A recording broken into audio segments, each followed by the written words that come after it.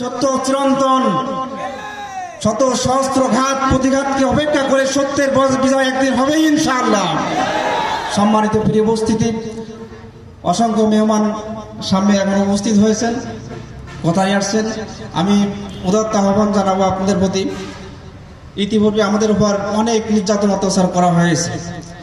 আল্লাহর পক্ষ থেকে 5 আগস্টের পরে আল্লাহর পক্ষ থেকে এক অলৌকিক বিজয় আমাদের সামনে উপস্থিত।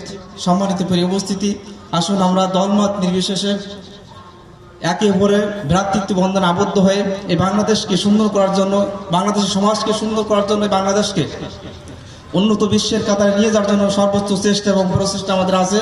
আল্লাহ পাক রব্বুল আলামিন আমাদের সকলকে এই প্রচেষ্টাকে কবুল করুন।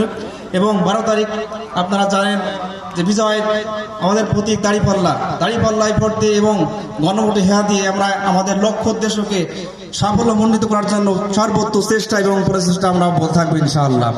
সম্মানিত প্রিয় উপস্থিতি, আমার সংক্ষিপ্ত বক্তব্য এখানেই শেষ করছি। আসসালামু আলাইকুম ওয়া রাহমাতুল্লাহি তাআলা ওয়া বারাকাতুহু।